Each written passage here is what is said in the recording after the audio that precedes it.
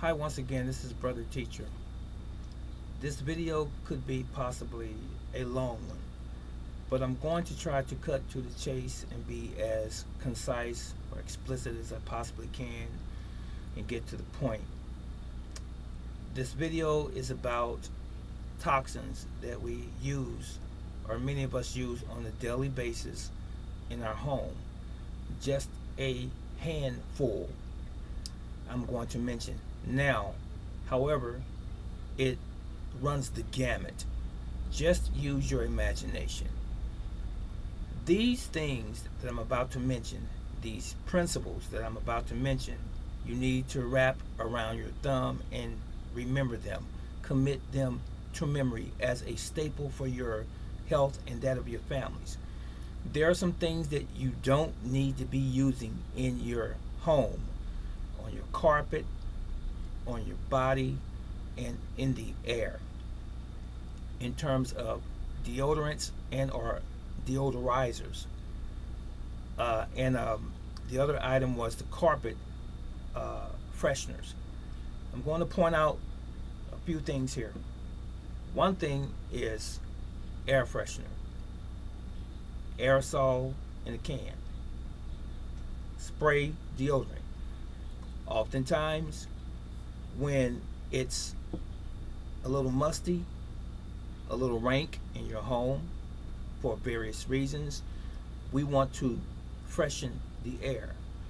And we pull a can of this stuff here and we just start spraying it all the way around the house, trying to freshen the air. And they come in all types of aromas or fragrances.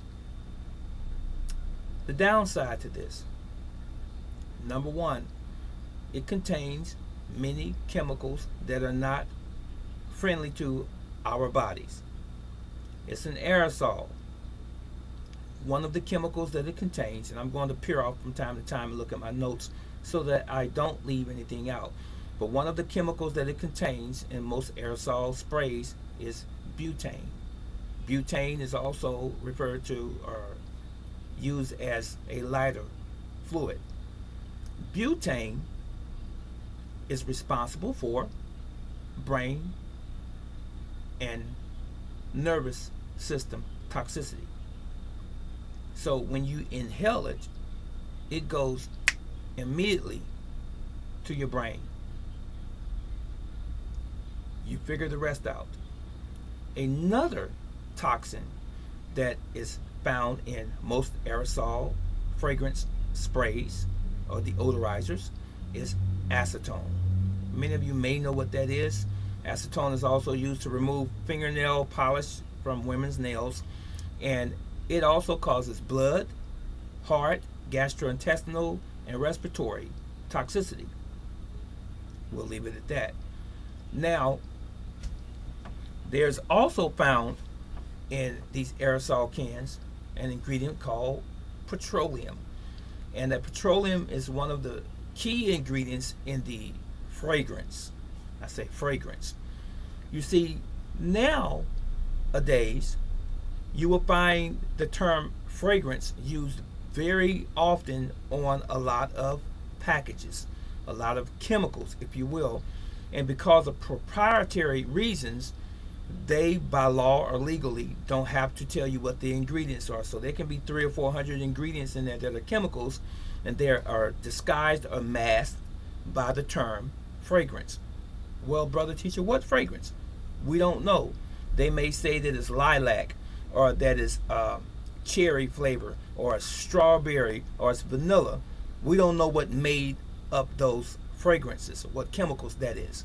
But anyway, you can be guaranteed, you can be sure or certain that when you see fragrance, just that term alone, there's a whole lot of chemicals hiding behind it that are dangerous for our health.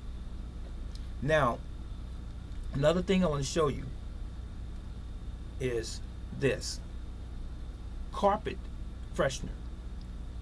Guess what? It has fragrance as well. This one is lavender. It doesn't tell you what the ingredients contained in the fragrance is on this container here. Now, this is a powder similar to a baking soda, if you will, You pour it on your carpet if you have pets, or if there's any odor in your carpet. You want to freshen up the place again, similar to the aerosol can fragrance, if you will. But this is unhealthy as well. It contains as much, if not more, in chemicals as do the aerosol sprays. And here's another one. This is a body spray for men. There's a warning on the back. Keep out of reach of children and pets. That's what the body spray says. Let me turn it around. Okay. So what are you saying, brother teacher? It's common sense, ladies and gentlemen. This is not rocket science. This is very, very easy to understand. We have lungs. Our lungs were designed to deliver oxygen throughout our body system. Our lungs were not designed to inhale artificial chemicals that were made by man. If we are inhaling chemicals, I don't care how convenient you might think it is, or it's a little damp in the house, or it smells in the house, or it's dry in the house. I want a fragrance. I want the house to smell good. So I'm going to spray these things in the air. Oh, I'm a little musty. Let me wash my arms or underarms, and I'm going to spray the body spray on, or I'm going to put the body spray on myself. You have to understand, once you spray it in the air, it becomes what? Airborne. It's not going to fall to the ground automatically. It's going to linger there for a moment, and guess what?